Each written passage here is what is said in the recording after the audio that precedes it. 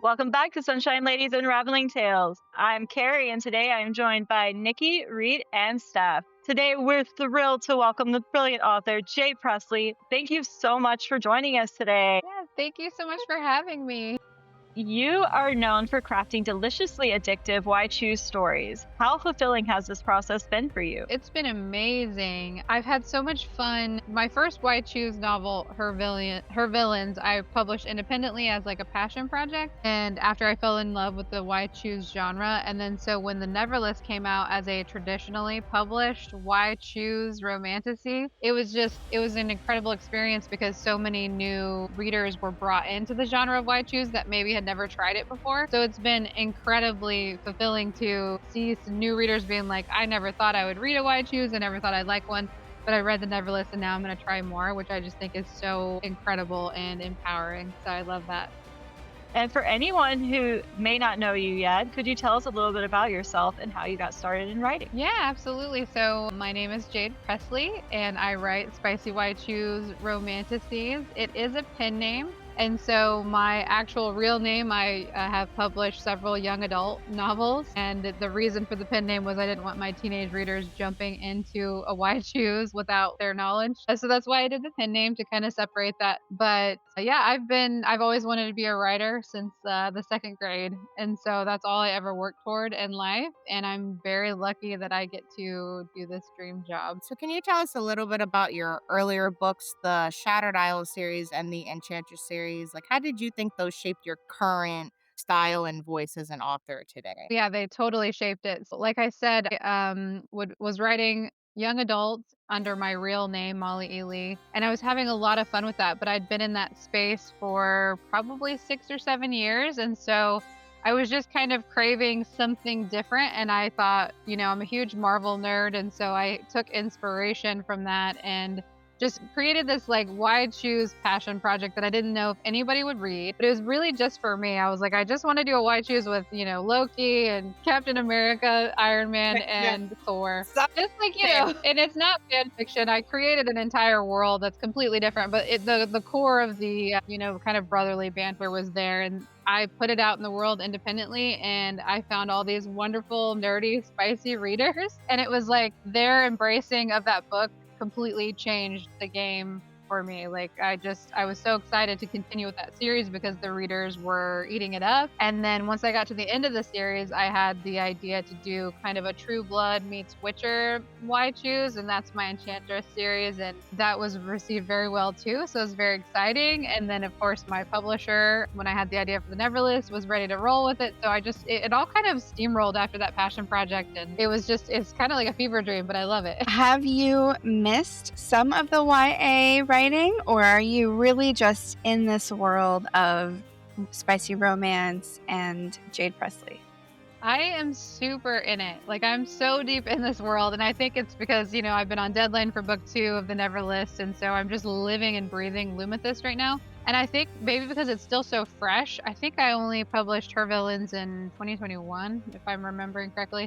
So it still feels very new to me, whereas I spent 6 or 7 years in the young adult space. And so while I love young adult and it does hold a special place in my heart, and I probably will venture back to that whenever I have characters of that age talking to me. But right now, I have all of these very sassy heroines that are just like ready to make some men get on their knees talking to me. And so I'm really just in that world right now, and I'm loving every second. We're so here for it. You guys, if you have not picked up this book, put it at the top of your TBR right now. If you're over 18.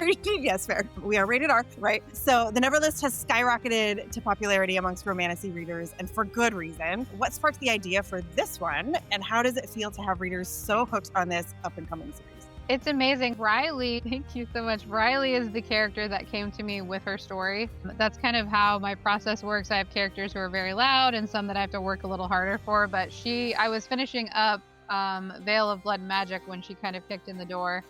And she was like, I have a story to tell. And I was like, I'm not on to you yet. Hold on. But she kind of showed me this really beautiful party that she was at. And it looked amazing. I was like, I want to be at this party. But she was super pissed she was at this party. She was not happy about it. And I was like trying to figure out what that was. And so I had to dive a bit deeper into her character and really figure out, oh, there's a lot going on here that's not like just, it looks amazing, but it's not really amazing for her. And so my YA publisher had seen my pen name and they were like, well, we want something like this. Do you have something in the works? And I was like, yeah, actually, this character just kind of gave me her story, and then I gave the pitch for the Neverlist, and it kind of just steamrolled from there. And it's been amazing. I love that the readers, especially the ones who never have tried White Shoes, are so open to it and loving it so much, and just being able to fall into that kind of story is wonderful. We were just at Barnes & Noble, and your book was completely sold out. That's wonderful. I didn't know that.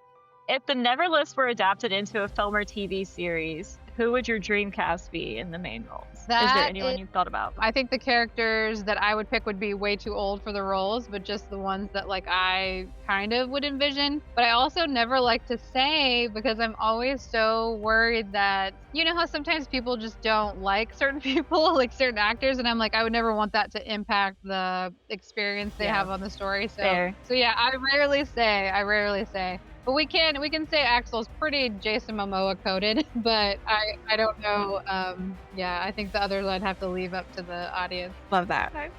Do you have any fun rituals or superstitions before you start writing a new book? And what does an ideal writing environment look to you? Wow, it's so funny because we just moved, and so it's been super chaotic. I've learned how to write under like really loud conditions. My ultimate ideal condition would be I've got my headphones on, I've got my instrumental score playing in the background, and I'm just like locked in. Life doesn't always go that way. But superstitions, I don't really have any. I guess I am pretty regimented in the fact that I plot out the entire novel before I sit down and write. Sometimes the entire series, it just depends on how much is coming to me at once. First, I start with my characters. I do really in-depth character sketches and like learning all about them and their voices and little details that don't even show up in the novel usually, but just to like help me get a handle on their voice. Then from there I do the plot chapter by chapter. That way I can kind of see where I'm going. I guess that could be considered a ritual because I really try not to write without a guideline.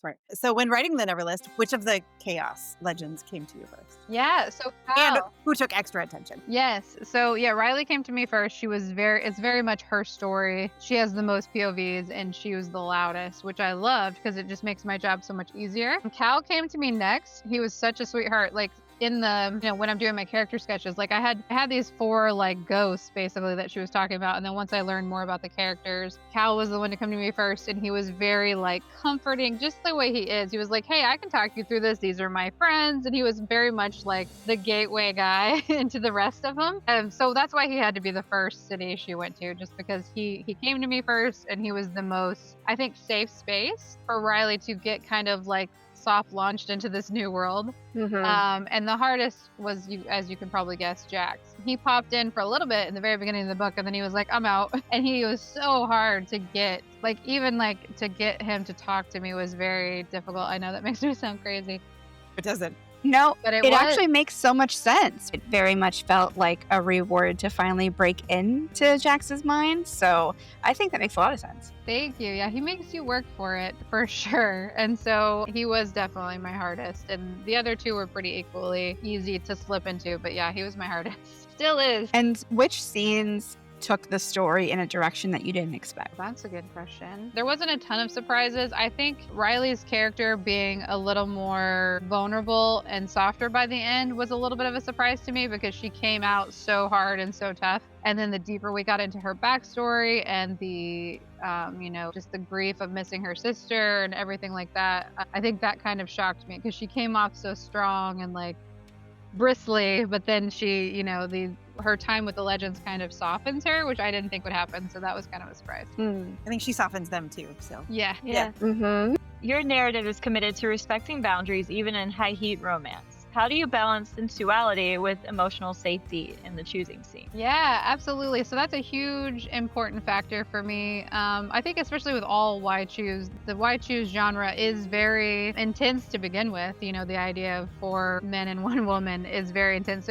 So consent should always be a factor, but I felt like it was incredibly important to make sure it was constantly reminded that it is Riley's choice, and having men who are emotionally intelligent and support that and keep reinforcing that was very, very important to me because that's the only way that she's going to feel safe, diving into these very intimate and sensual connections that, can be overwhelming, just not even in intimate situations, just in regular situation with 4 romantic partners can be a lot, but definitely when you get into the intimate act, we need that safety, that security, that trust that like if she says no, it's not going to happen. And so that was something that was very intentional throughout the book. When you said safe space, and I think that's what you did so well, is you provided a safe space with her in them individually. And then now you brought in the idea slowly of it potentially being more. And that's what's, I think, so crafted so well. Yeah, thank you. That Mhm. means the world to me. And that was kind of also intentional to develop those emotional connections first to really, dive into that trust. And like, she didn't want to at first for sure because she wanted to hate these guys. So it was a little bit of a push pull, but I like that we got there in the end. I know that you create playlists for all of your stories. What's been some of your most idea sparking songs, or what's like your go-to songs? That's such a great question. My go-to song, that's so tough because I'm like in book 3 now. I'm about to venture into book 3, so it's like I'm trying not to give it away. There's one song on the book playlist for book 2 that I just turned in, the first draft anyway. That's called Part Goddess, Part Gangster. I can't remember who sings it. I'd have to go look at my list. Love it. But I love it because it's so Riley vibes, and yeah, I really love that one. That's fun. A fun little game. Which children's breakfast cereal would each of the legends choose from the grocery aisle? And then how about Riley? Okay, Axel's easy. He'd be like Trix because he's just a player, prankster, playful. Yeah. So he's gonna grab Trix. Pierce would probably do something more refined, like oatmeal or something like that's hearty and is gonna like feed his brain, right? Like oatmeal and blueberries. Cal would be very traditional, I think. It'd be like Cheerios. Yeah, something very traditional. And Jax would probably be like, no, give me my black coffee. I'm not having cereal. Maybe like a Count Chocula cereal. Say Cocoa Krispies. I said Only during Yeah, October that would be a he'll good do one. Count Chocula. Right, yeah, that would be a good one. Riley would probably be like grateful for whatever she got because she's always starving all the time. Is it important for women to see this kind of freedom reflected in stories? And if so, how?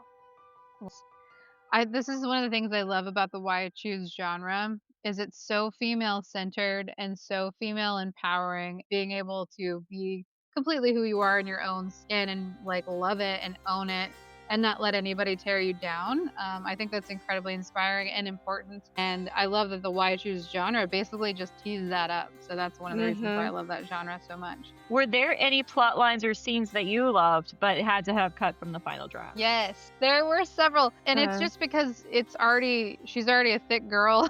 The book is already pretty big anyway. And so it just became like, if it's not emotionally or essential to the forward arc, that we need to cut it. But luckily they get to go in the second book, so I'm very excited about that. So yeah, I had a scene in particular, a scene I loved with Axel. It was a very fun scene with Axel that had to get cut because it wasn't really pushing the story forward, but it was super fun and it's going in book 2. Yay! So I'm very excited about that. But yeah, that happens sometimes in edits, and that's just part of it.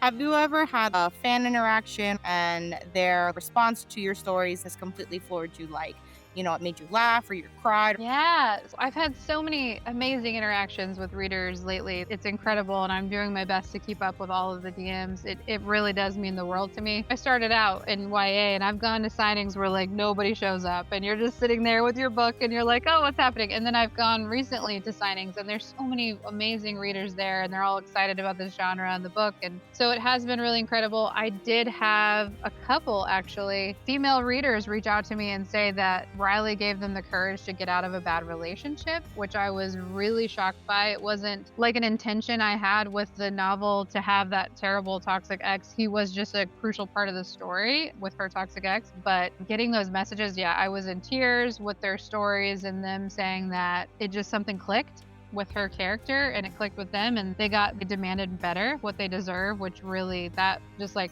hit me in my heart. And it was something that totally was unexpected, but I was really, really grateful for it. that they felt compelled to share that with me. It's like little things too. Like the princes, they're great, but they do little things that just add up. And that's what I try to tell people when they're like, this is so unrealistic. I'm like, yeah, we're not flying through the sky, but like Pierce runs her a bath and Cal gets her coffee. Like it's not rocket science. There are little things that compound and show how much you care for another person. And I think that's some of the takeaway there, is that when people realize like, oh, even those small things would feel like luxuries. I always laugh at that. I'm like, he gets her coffee. It's not that big. Right. Yeah. Definitely good to like see representation in that sense too.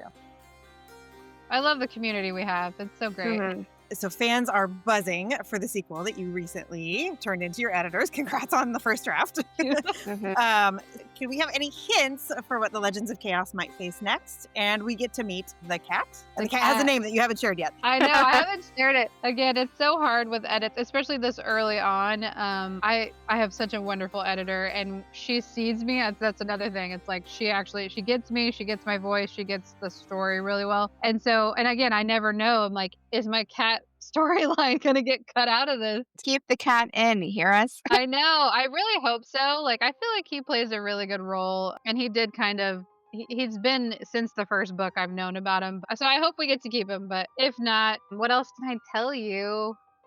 We do get a lot more POVs from the Legends. So that's really exciting. Yeah, okay. I love it. I love it so much. Jack still gives me a hard time though. And then I can say that the world will be expanding. We'll be learning a lot more about the world, and maybe some questions that were answered in book 1 are gonna that makes sense in book 2. Hopefully.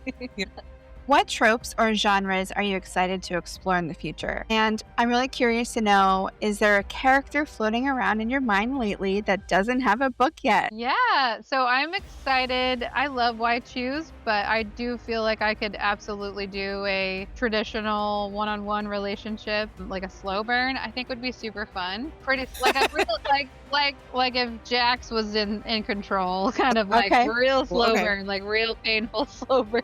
I think it would be fun because I haven't done that in a while, and it definitely, if it like suited the story. I do have a character floating around in my head right now, but they're still kind of in that, like I said, like ethereal stage. Like they're not really fully formed yet, but I'm taking notes, and so usually when I start taking notes, that's when they start coming to me a little bit more clear. So I'm excited about that one. With Romantasy BookCon coming up in October, can you tell us what you're most looking forward to during that event? I've never been to that event, so I'm super excited just to see all the amazing panels and get to meet with readers. It's one of my favorite things ever, is just to get to talk to you all and meet you, and just the fact that people show up with my book is like shocking to me still. And so it's always so fun to like hear how they found it and who their favorite character is, and just little tidbits like that just literally make my day. So mainly I'm just excited about that, just getting to meet all the readers and see what the con is all about. Have you ever been out in public, not for book event, and seen someone reading your book in real life, just out in the wild? Not yet. Not yet. I did have an incident. So I recently was going over to Surprise. There's a book club. It was about an hour away from here, in Oviedo, I think. And there was a book club, and they had been reading the book all month, and the manager found out that I was living out here now, that I just moved out here, and asked if I would just like pop in for a surprise. And so I know, and I was like, sure, why not? Let's go. I was like, this is so exciting. And so I went to, I drove all the way out there, and I ended up being a little early. So I was like, oh, I'll pop into Target and go sign some stock there like I normally do, if I'm anywhere where I'm not normally like every day. And so I went in there and I started signing my copies, and these two girls kept looking at me, and then they were like, saw me put the book back, and they were like, are you the author? And I was like, yeah, I am the author. And I thought they were just interested in why I was like marking up books at Target. And they were like, oh my gosh, are you going to be at the bookstore in like 20 minutes? Because like we're having book club there. And so like totally ruined the surprise for those two. And I was like, no, I'm not going over there. No. I was like, I don't know what you're talking about. And we had a pretty good laugh about it when I did show up. And it was just, so that's the only kind of encounter I've had where it was like, oops. It was my first time doing that, and it was wonderful. It was so cool because they'd been, like I said, they'd been reading the book for like a month or 6 weeks or something, and they met every week to talk about their progress, and so they were really in it, and they had a lot of good questions for me. So it was pretty cool. That reminds me, I don't remember the author's name. It's someone on Instagram, and she always goes to like the different stores, and she tries to see if she can get away with the signings of her books. Eva Rose, I think is her name. I think that it's Eva correct. Rose. Yeah. Yes. Yeah. Yeah. watching her videos because her husband's always filming and he's Yeah. like, let's wait. And then she's like dancing. And then she just had her baby too. So she had him like strapped. And she was like, mom is going to get away with it. She's like signing over his head. It was the funniest thing, but yeah. Oh my gosh, I love her. Yeah, she's amazing. I never scroll past that video. I'm always in it. I love it. All right. So we're going to play this or that. So Secret Library Rendezvous or Midnight Garden Kiss. Ooh, Midnight Garden Kiss. All right. Slow burn tension or instant undeniable spark. Instant, undeniable spark. Mountains or beaches. Well, that's so hard because I love both. I'm gonna go with beaches. I'm in a beach zone right now. Secrets whispered in the dark or grand gestures out in public. Grand gestures. Physical books or audiobooks. I love both. I would say both. I like to have it, to hold it, and then I like to listen to it. That's hard. That's a hard choice. I'd say both. I feel like I'm the same. It's more like physical trophies, but then you listen to it. So yeah. That's really hard. I love a good plot twist. Nice. I love a good, and Yeah, usually you do. usually it leads to growth. So it's almost like a stepping stone to growth. Goddess or Demi. Ooh, I'm gonna go with Demi. I got it because my girl. Game nights or movie nights. I love game nights. I'm a big board game nerd. Jade, where can your newest fans keep up with all the exciting things to come from Jade Presley? Thank you. You can find me on Instagram or TikTok. That is where I'm at most. And in either of those profiles, I have a link. If you want to stay really up to date, you can sign up for my newsletter. Sometimes when I'm on deadline, I do not send as many as I should, but that's just the real life. I could either write the Yeah. newsletter or write the book. And sometimes it comes down to that. That's where you can find me. Well, thank you so much for chatting with us today, and we cannot wait to see you soon. Bye. Thanks for having me.